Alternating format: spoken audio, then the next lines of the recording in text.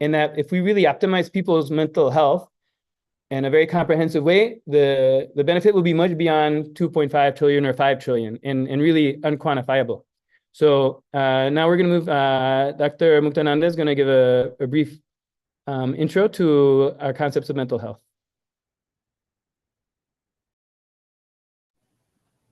Thank you. Daily challenges and relationships more often than not when it comes to mental health, because that's what happens on a regular basis. But to emphasize that mental health is not just short-term, but it's also long-term. And part of our presentation today is going to focus on the long-term, right? So there are three aspects to mental health. One is treating after the problem has happened, people the most. When we normally think of treating mental health, the traditional approach tends to be very much focused on treatment, which is after the fact and super expensive. And it tends to focus on emotional, psychological, and social aspects of mental health. Like emotional means, can we handle stress and emotions? Can we handle the source of emotions? Address the mind-body system as a whole. And Dr. Peter is going to talk about, have an entire session on how to address the mind-body system. Instead of just controlling thoughts, address beliefs. I think transforming our beliefs from life negative cognition. A key part of this is having powerful cognitions, which are deep insights about yourself and the world that help you unlock your true potential by breaking free from limiting patterns. Let's look at this a little bit more in the next slide. So next slide, please. See, powerful cognitions go beyond positive thinking. They go towards transforming our beliefs. Many of us tend to grow up with very limited view of ourselves, not due to our own faults.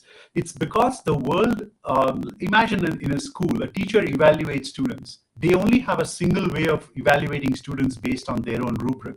If a student doesn't fit into that rubric, then the student is graded low, and then the student grows up thinking that they don't have great potential, although they may be extraordinary in doing certain things that no one else can, right? That is what I mean by growing up with beliefs that are self-limiting. So as being limited by our humanness, but actually liberated by our humanness. So it's a different way of looking at yourself.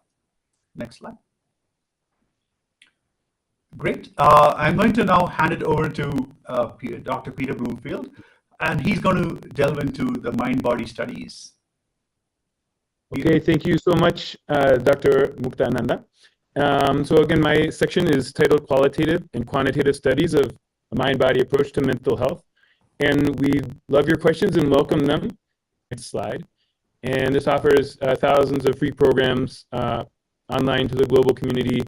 There's a large diverse team of faculty, campuses all over the world, and many millions of people have benefited from the teachings of Nithyananda Hindu University. To Hinduism, it also has sovereign land as a sovereign state, also functions as a civilizational state and a service-based state, contributing to the communities around, and as a foundational enlightenment ecosystem for all the people that are living there. He's also revived many dimensions of Hinduism, the powers of Paramashiva, the scriptures, temple rituals, and lifestyles for enlightened living, has revived the sacred arts university that has created a million deities for enlightenment ecosystem, in that it goes beyond the mind. So efforts to powerfully address mental health has started to look at a mind-body system, and we'll be talking about it a little bit later, about things like the biome and the physical structures of how the mind and body interact and the brain and body interact. And then we're positing that it also can extend to consciousness, and that how we experience our mental health is going to be a reflection of our mind and our body, and our mind for individuals out there who may be watching, for the masses, that can move towards a space of enhanced mental health.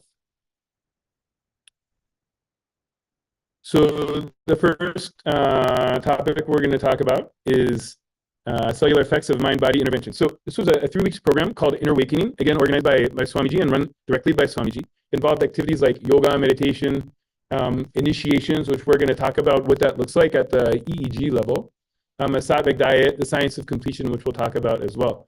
And participants' blood were drawn before and after. It means like 2 to 7-fold in reduction of the proteins of the gene products. And then the anti-inflammatory pathways that reduce stress and reduce inflammation were upregulated, again, 2 to 7-fold. And then there were two specific pathways that they noted. One is the anti-aging, genetically young. And many people know about telomeres. It's been very much talked about in the mainstream recently. The telomeres are like the aging system of the cells at the DNA level. When the telomeres in the chromosomes in the DNA get short, then the cell can no longer reproduce and becomes senescent or becomes no longer effective. So maintaining the telomeres long is a job of telomerase.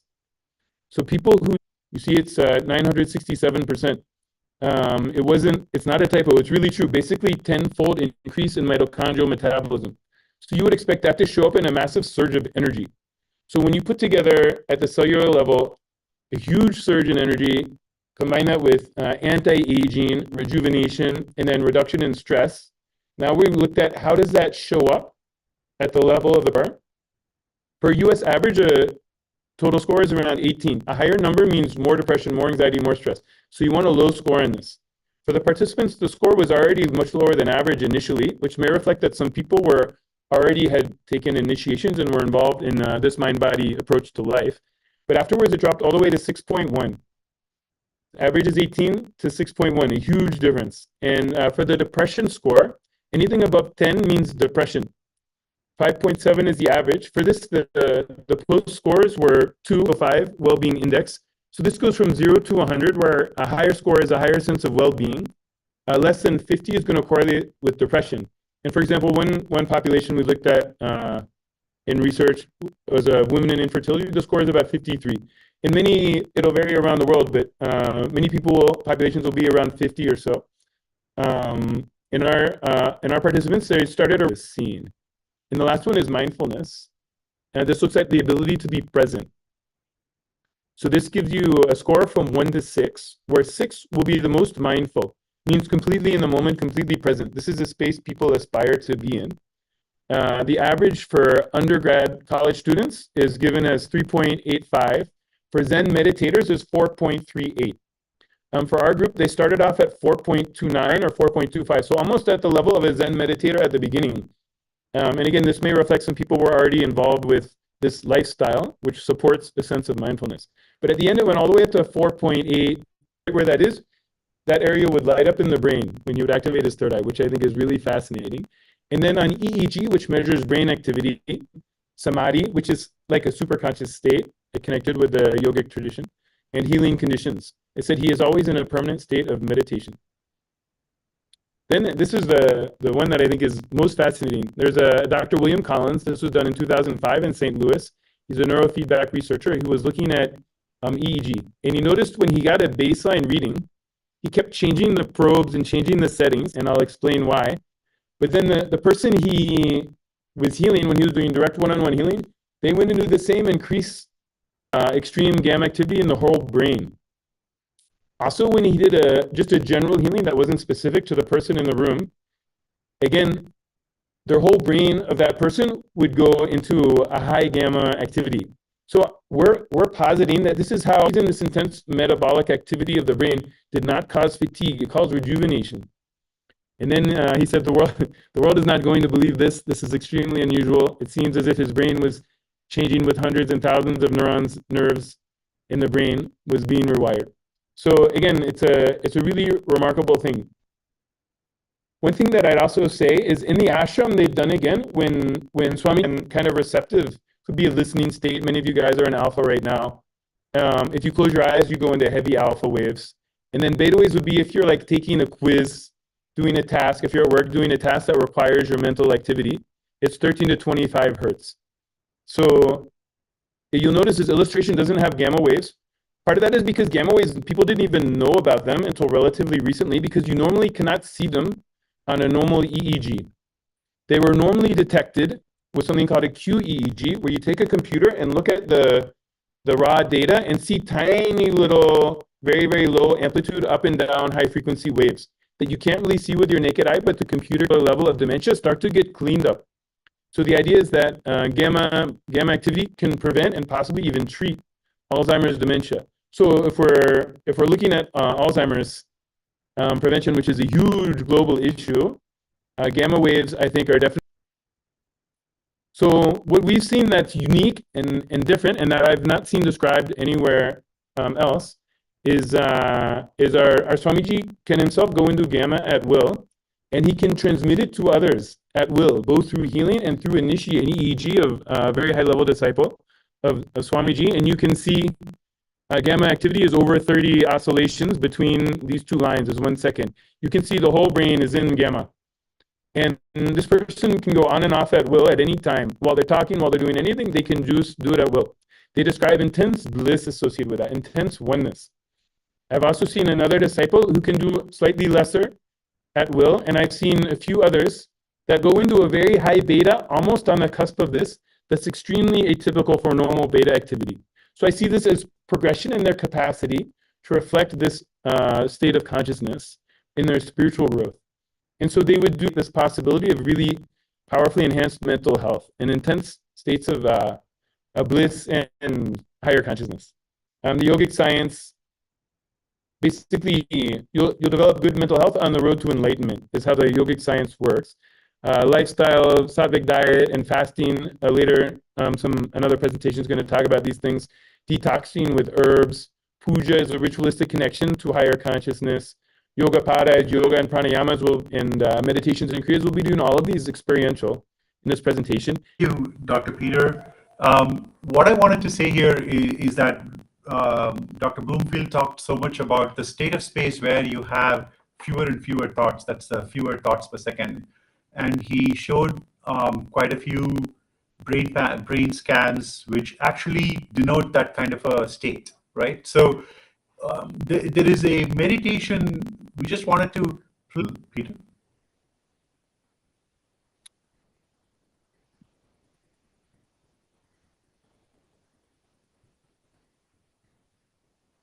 Sorry, let me get back there. 1 second.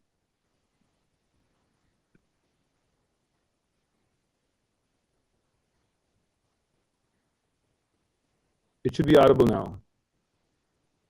Thinking process in you. That's it.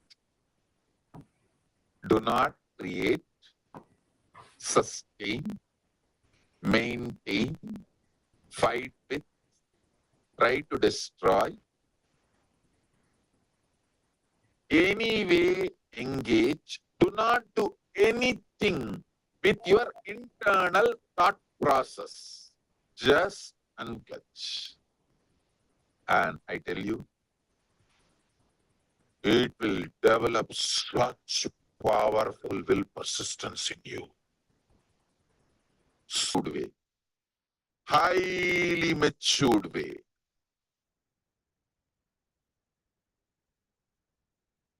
Sit with yourself with highest maturity.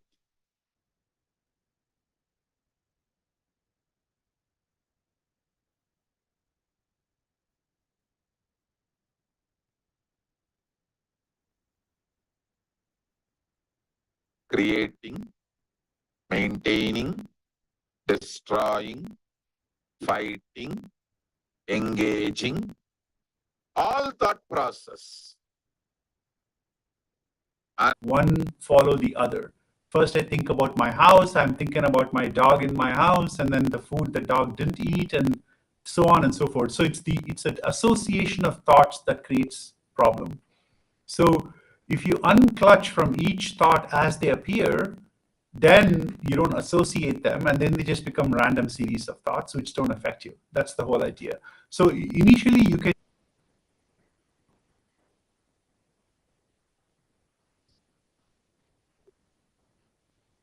So are you sharing the audio from your output from your computer? Yeah. While sharing video? Yeah. Yeah, I'm not sure why. Maybe I'll turn up the volume.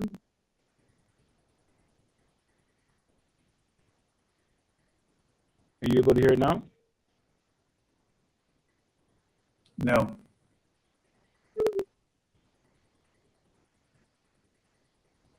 How about now?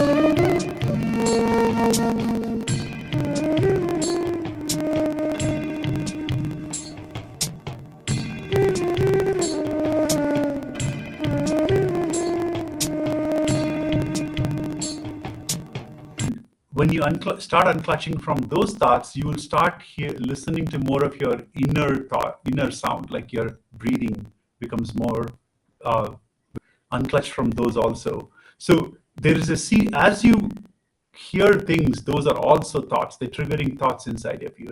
Plays a very important role in regulating mood and cognition, not only through activity of certain brain structures, but also pathways or circuits of communication between different brain regions are important. But the gut, in a sense, is the second brain. It has a very extensive nervous system called the enteric nervous system, and there's a communication between the brain and the digestive system, which is two-way, which is really important in mental health.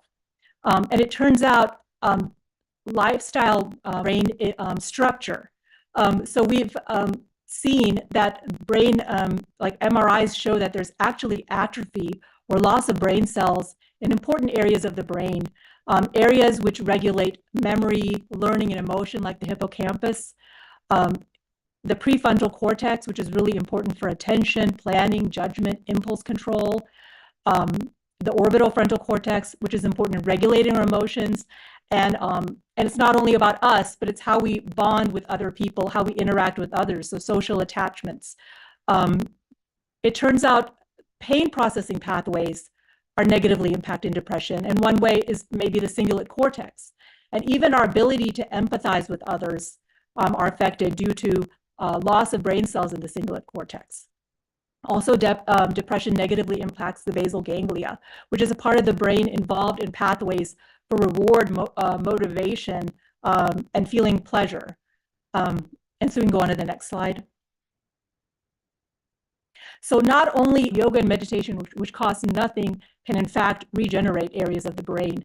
So they've looked at, for example, in yoga practitioners, certain regions of the brain have higher volume or more gray matter or neurons. For example, the medial and superior frontal gyrus. This is an area responsible executive functioning, so in other words, planning activities, social cognition, which lead us to interact well with others. The precentral and parahippocampal gyrus, which is there to protect us, but can become dysfunctional when we have emotional trauma and different sorts of mental disorders. And in fact, this area, interestingly, it ends up being a little bit reduced in volume, telling us that maybe practitioners have lower levels of fear or tendency for fear. And we can move on to the next slide. To release beta endorphins. Maybe you've heard about endorphins. These are chemicals which give us the sense of a euphoria or bliss, and may explain why many practitioners of meditation experience a sense of bliss during their meditation. Also, imaging studies have looked at the thickness of the cortex.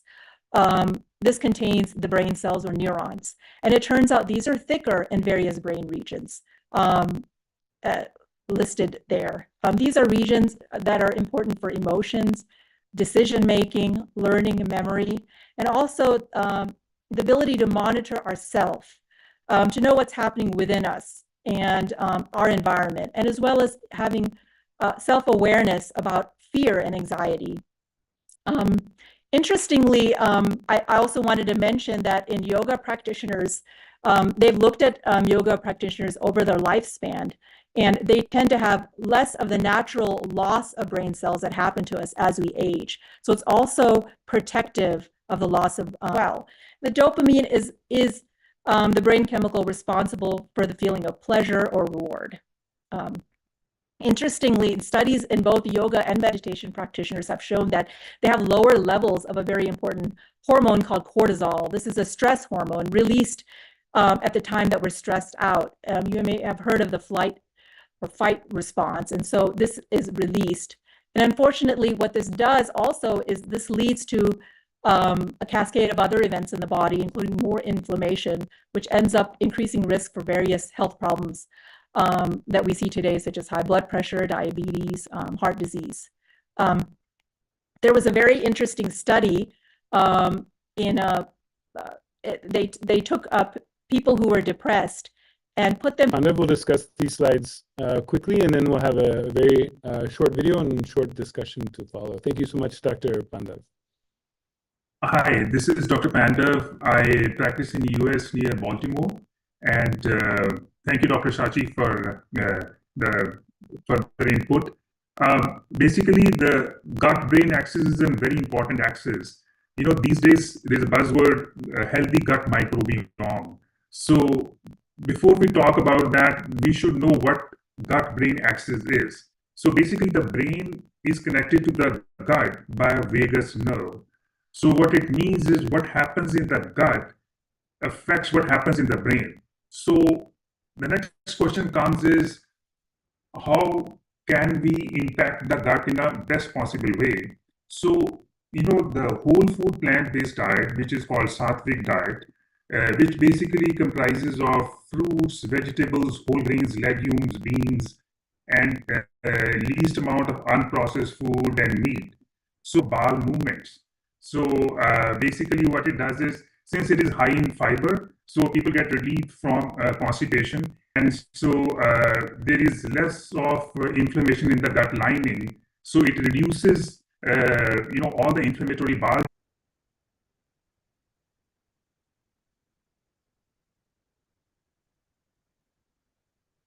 Are we waiting for the video? We're waiting for you to quickly go over this slide.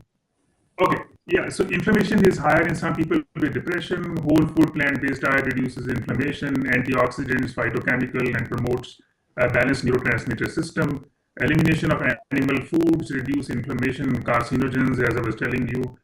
People who ate raw fruits and vegetables versus... They are not going to say, let the whole world be blissful and die. No. They leave so much of suffering and die that gets recorded in that muscle memory and biomemory. When you eat that, you will fall into depression for a small reason. Your husband late from the office for 5 minutes is enough to make him as a late husband. Summary, we've seen that the brain physiology, through functioning, structure, chemistry, and gut health are crucial for mental health. And lifestyle changes are critical and sustainable. And objective scientific information now is available showing that yoga and meditation actually expands parts of the brain which are vital for mental health. And the plant-based diet also improves that brain-gut chemistry to improve mental health. So there's various lifestyle practices in Hinduism, which Swamiji is reviving and promoting. And he's unique in... But through Swamiji, I came to know about Nirahashamana, which is really a step above that. So essentially, it comprises of taking a liquid diet for almost like 3 weeks. And I was amazed by its benefits. What I gone through this, and you can add further. Yes, yes, definitely. I have done the Nirahashamana a few times, and this was something that's completely new to me. I think only Swamiji talks about this.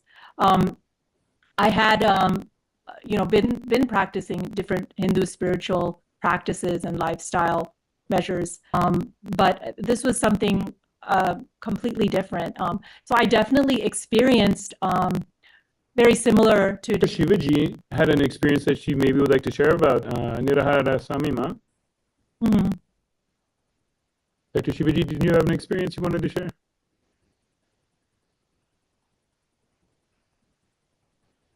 I think you're muted, Ma. Dr. Shivaji, you're muted. Sorry. So sorry about it. So it's other than the other benefits of what you were said, mental clarity, and you're more happier and more lighter and all that. What happened was I used to get... Thank you so much for sharing that. I know there's so much more to talk about. We're going to talk about Aushadas, Harataki, the very powerful detox herb that Swamiji has recommended for us. And then Nitya Yoga is a yoga that conceived by Swamiji that has 12 components, 12 aspects of yoga, which is very unique. And of course, other yogas are also part of this lifestyle. And so thank you so much, you guys, for this discussion. We could discuss so much longer. We've met some time constraints, so we're going to move on to the next session, which is a pranayama breathing exercise. Thank you so much. Thank you. program. So simple technique is called Shitali pranayama, and references are given here. These are all scriptural references. You can search for them online. You can actually find them. Shitali pranayama is a technique to really cool down and de-stress. So it's a very easy technique. Sit up straight and roll your tongue. And roll your tongue and just put it outside of your mouth just a little bit so that your tongue is sticking out like this. And then deeply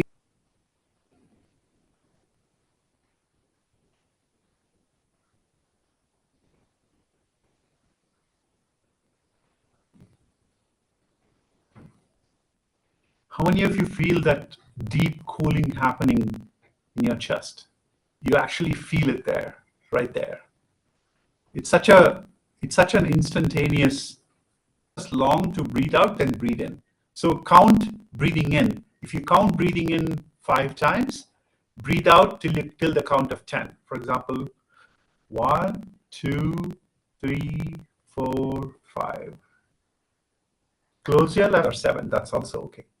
Whatever makes you feel relaxed. Typically, breathing in, the alternate nostril breathing actually makes you feel quite relaxed. Okay?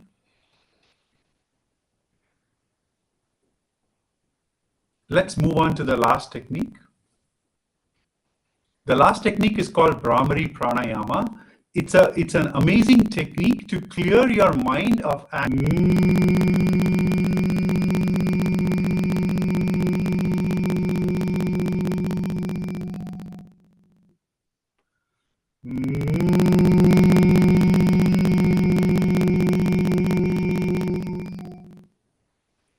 when you do that, hum as long as, and that will intensify the hum because the sound hums inside your head. And very soon your entire head, your chest, your body will start humming along with you like this.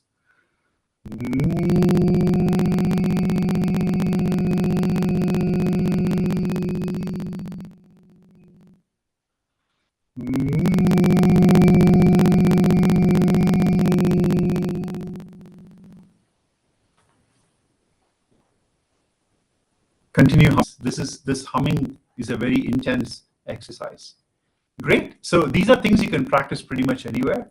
And these are all revived by Swamiji. Swamiji has taken all these ancient techniques and then put them in modern contexts. In fact, search for these techniques along with Swamiji's name. You will see a whole bunch of what are called kriya. I have practiced AI for a very long time, and I've applied AI to multiple different domains. And most recently, I've applied AI to education. And AI is an amazing area which is useful in mental health. Next slide. And the key challenge here is scale. Like sustainable mental health requires scale. And millions need help with anxiety, loneliness, and depression. But the primary challenge is lack of access to resources. And it's like the people who are in poverty, the people who really, it can be very conversational in asking questions and getting answers.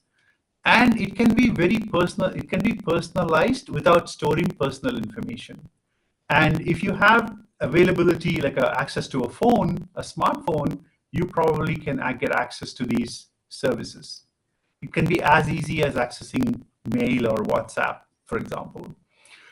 Nithyananda Kailasa has developed as a scalable solution for people to ask questions and get answers. It's very easy. Go to nithyananda.ai, or you can use the barcode that's available on the screen. And it's a great, you have to sign in for you to get access, but it's for a second. It uses the core principles that Swamiji taught in terms of what spiritual principles are for living, like authenticity. Authenticity is living to the highest potential. Responsibility is feeling like everything in and around you is under your control. being integrated is all about being integrated to your thoughts and actions. Enriching is about making sure others are in this state of enlightenment along with you. And completion is what I defined before, right? So it uses these principles to help walk through someone who thinks they are a bad mother because they're not, they're in a self-reflective way.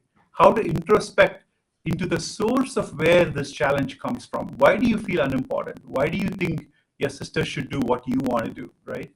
And encourages open communication, understanding that you may not be able to spend too much time, but think about it as quality time, and also cultivating this idea of self-worth, which can lead to a challenge. Let's move on to the next section.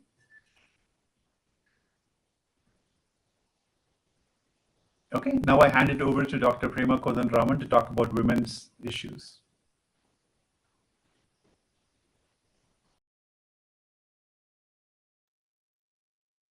Good evening, friends. I'm Dr. Prema Kodanraman, OBGYN urogynecologist and a pelvic surgeon from Los Angeles. We have been enjoying last more than an hour of learning so much about mental 22. The incidence of mental illness among women is increasing. It's pretty alarming.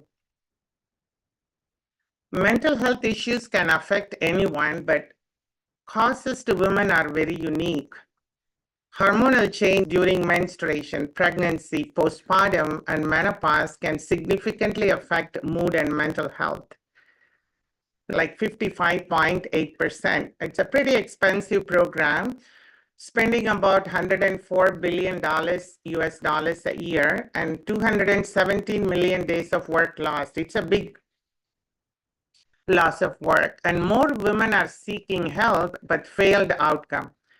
The treatment methods are making people dependent on medication, and more medication, it becomes medication, but the end results are not permanent cure, and it doesn't address the mental disorders, and usually it's only the symptom relief. The $1 trillion brain drain, that's not sufficiently addressing the mental disorders.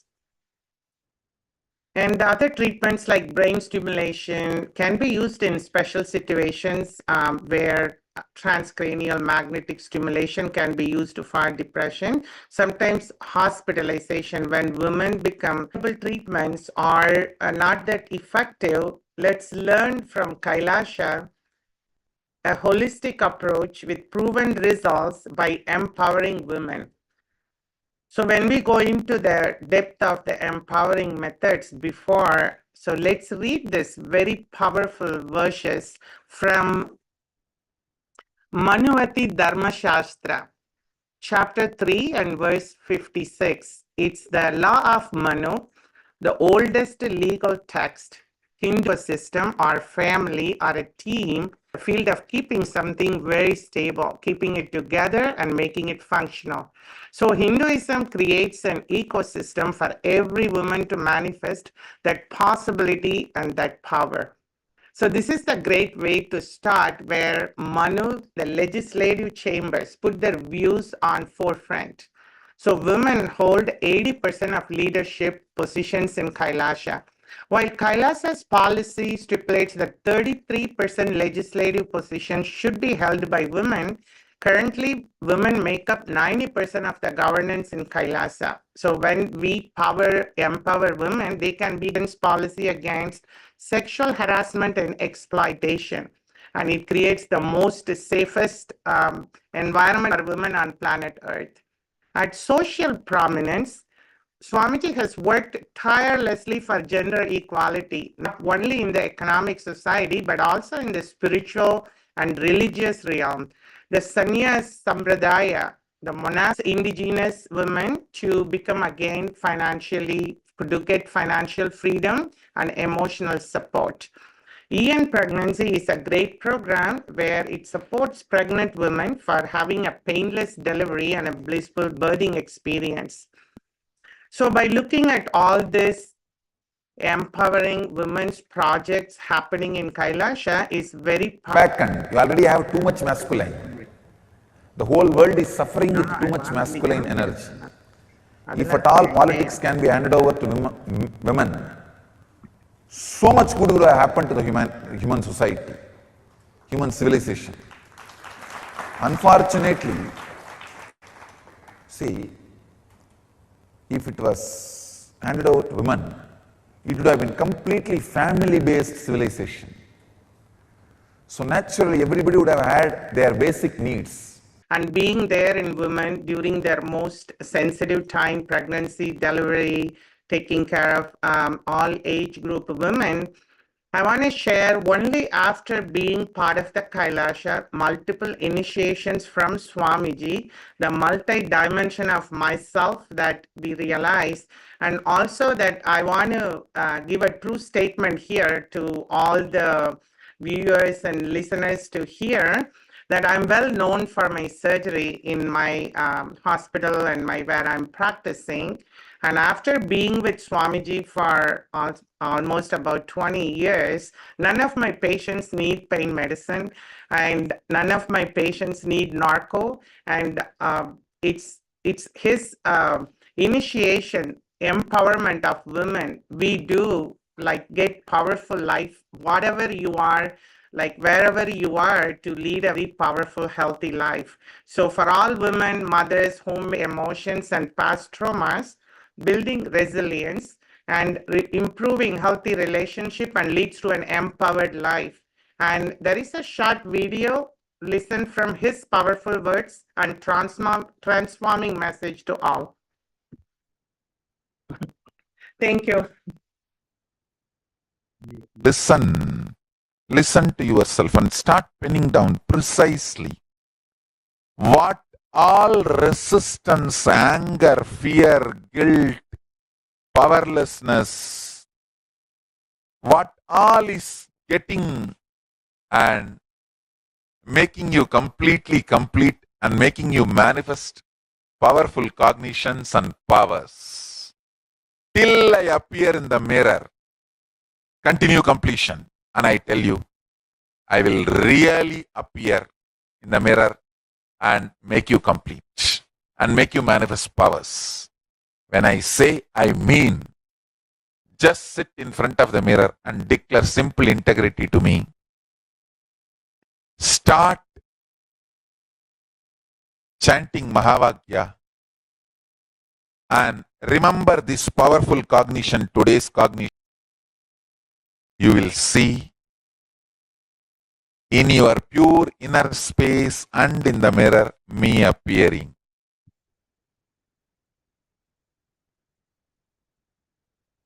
Now we invite Dr. Patel to come talk about children and mental health issues. Hello, everyone. I'm Dr. Kailasa. Deaths were attributed to drug use. Can we have next slide? So here are some of the unique challenges for children, which includes physical, emotional, and social changes, adversities such as poverty, abuse, exposure to violence, pressure to conform. The other consciousness-based approaches, which were discussed earlier, practiced on a regular basis, including yoga, meditation, and sattvic diet. Swamiji had given details how this Hindu education system promotes freedom to explore and be creative and not force children into strict curriculum, and nor evaluate them. Copy phase, students are first asked to copy 12 images of various complexity. This copy phase reflects the student's visual motor intelligence and maturity. In second phase, recall phase abilities, and these results showed 50% of students with total English immersion fell into category of genius and very high superior intelligence, IQ score of 120 and above. Integrating Hindu education system with conventional education at an early age in children, leading to impact in intellectual and mental health and evidence of whole brain activation and high level of thinking. Policies need to change to integrate such education. Leader in the study of mental health, of enlightenment, and of super consciousness. And we very sincerely and formally and informally invite anyone who's interested in researching this possibility, this phenomena that I think is available here in ways it's not been described otherwise. We invite you to collaborate with us to participate in research. Of course, we would appreciate funding. As you can see, there's been remarkable research findings, and all the research we've published has been very remarkable, very outside of the US, to see how we can bring this to the world to attain and achieve the UN Sustainable Development Goals and bring higher possibilities of mental health and overall life and potential to the global community. So with that, thank you so much for everyone who came. If you're able, Please. The science of kriyas. Blood flow, breathing air flow, thought flow. You have something called energy flow continuously happening in you. In this energy circulation, energy flow, if there is a disturbance in some part, for example liver, kidney or heart, intestine, at some part, if there is a disturbance For Kundalini energy in the Vedic tradition, the Kundalini energy is the innate, immense potential energy in every individual that helps complete the energy circuit. How does Kundalini energy reach different parts of the body? Let us take the example of a water tank. A water tank is a structure which stores water. This water is distributed to different places through the pipelines, which forms a circuit. Energy in our body is like the water in the water tank. Kriyas are powerful tools which help to remove the energy blockage and restore the energy flow. When the body is aligned in certain postures during kriyas, the energy block is removed. Once the block is removed, the kumbhaka pumps in the kundalini energy just as the water gets pumped in to the pipeline once the block is removed. When the principle on which kriya works. kriyas are a unique combination of asanas, pranayamas and kumbhakas, wherein they are more effective and the individual asanas and pranayamas. Even for few seconds, if these kriyas are my unique contributions to the world. The kriyas have 7 ingredients. 1, yoga. 2nd, kumbhaka, pranayamas. 3rd, visualizations. 4th, verbalization, chanting of some mantra internally. See, internally when you create the sound,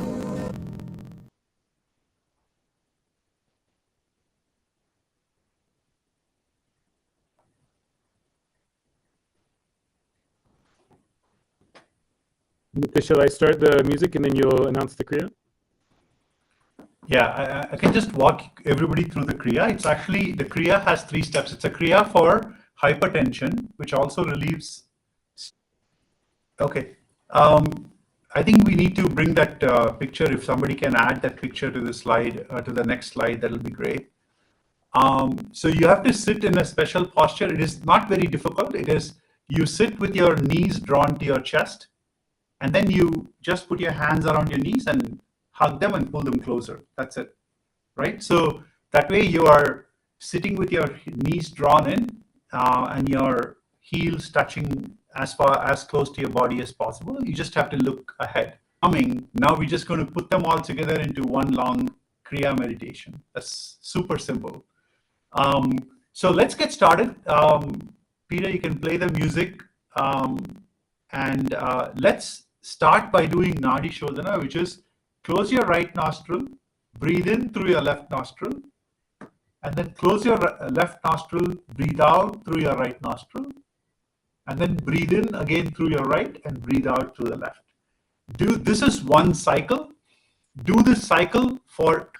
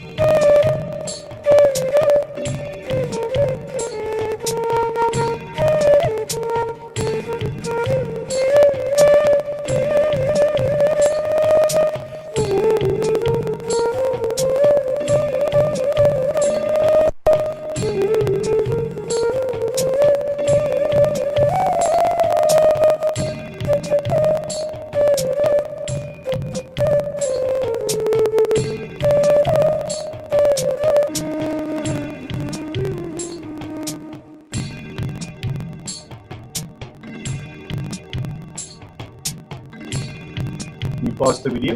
Can you pause the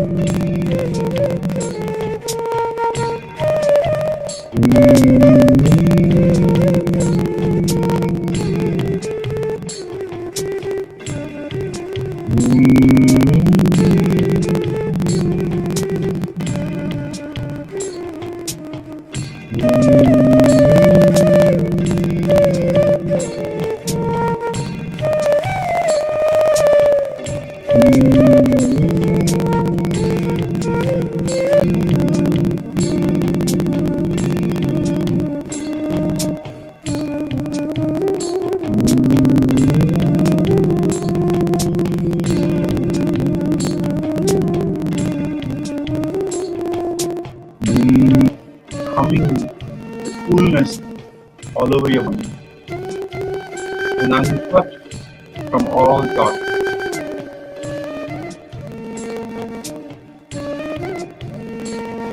When you unclutch from your thoughts,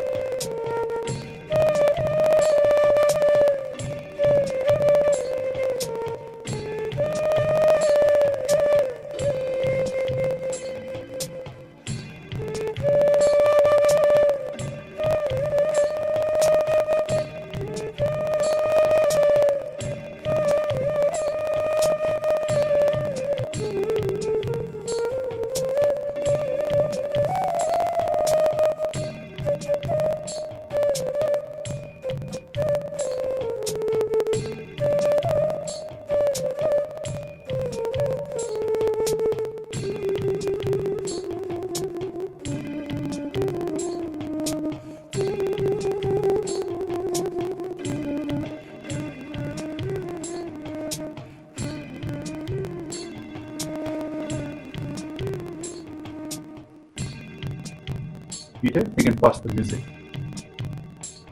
Thank you. Great. I hope you all experienced a wonderful, relaxed experience. Like, our goal was not only to provide you with the science, but also provide you with experiential understanding of what Swamiji is trying to do at a very... Yes, thank you so much, Mukta, for your beautiful job, and thank you to everyone who made it this long. We really appreciate you coming. And again, just a last invitation for people to join the Paramashiva Home program or contact us at Nithyananda Hindu University about research collaborations, funding collaborations, anything that you want to collaborate with. And we really believe that this science will absolutely 100% help the UN achieve their sustainable development goals, and are excited to further collaborate with you.